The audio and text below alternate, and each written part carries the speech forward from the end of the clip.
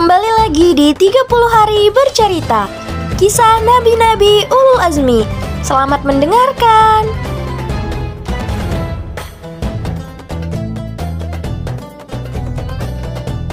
Masa semakin dekatnya kematian tentu merupakan suatu hal yang sangat menyedihkan. Hal ini turut dirasakan oleh para pengikut Nabi Nuh alaihi salam. Sangat sedih rasanya apabila ditinggal pergi oleh utusan Allah untuk selamanya. Banyak sekali suri teladan yang dapat dan bisa dicontoh dari sosok Nabi Nuh alaihi salam. Beliau terkenal dengan sifatnya yang sangat sabar, tangguh, dan memiliki semangat yang tinggi. Selama menebar dakwah ajaran Allah yang benar, Nabi Nuh alaihi salam juga dikenal sebagai orang yang suka bersyukur meskipun dalam dakwahnya mendapat banyak cemoohan dan kezaliman dari orang kafir dan musyrik. Sebelum Nabi Nuh alaihi salam wafat, beliau semasa hidupnya suka sekali melakukan ibadah puasa.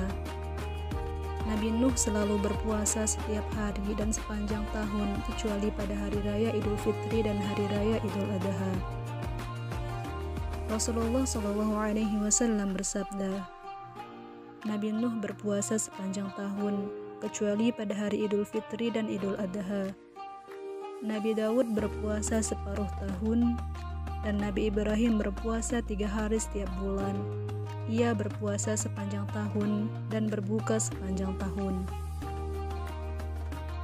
Sebelum Nabi Nuh wafat, beliau juga pernah melakukan ibadah haji.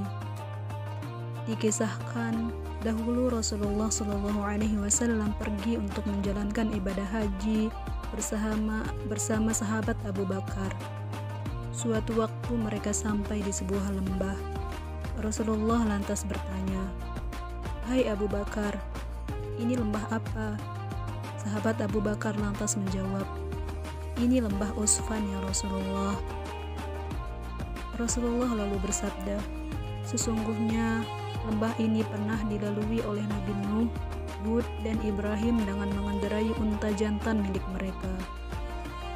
Tali kekang merasa sabut, sarung mereka mantel dan pakaian mereka adalah kain bergaris atau putih hitam. Mereka berkunjung ke Baitul Atiq untuk menunaikan ibadah haji." Saat menjelang kematian, Nabi Nuh alaihi salam berwasiat kepada putranya, "Sungguh aku akan menyampaikan wasiat kepadamu. Aku perintahkan 2 hal kepadamu dan aku melarangmu melakukan 2 hal.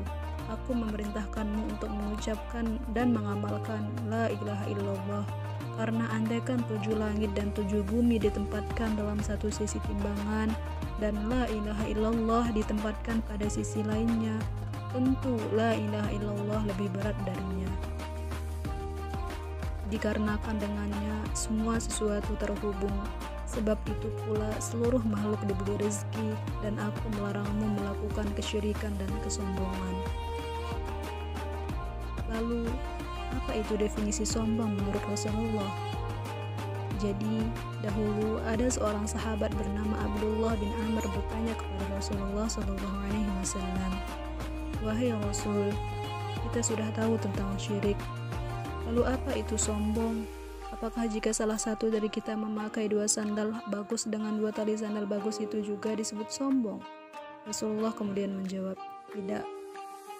Sahabat lalu bertanya lagi, "Apakah jika salah satu kami memakai baju bagus juga disebut sombong?" Rasulullah menjawab, "Tidak." Sahabat lagi-lagi bertanya, "Apakah jika salah satu dari kami mempunyai teman-teman untuk berkawan juga disebut sombong?"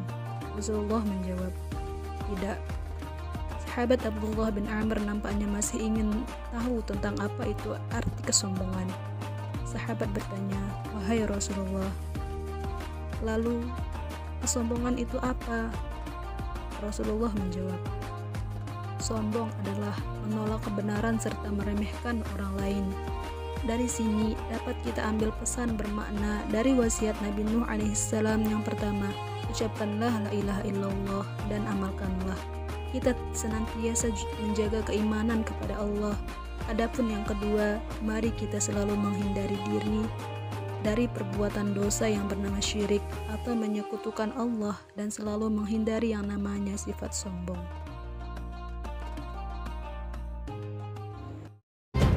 Saksikan kelanjutannya di channel YouTube Balai Baca Hasanah Official. Jangan lupa like, komen, share, dan subscribe. Sampai jumpa.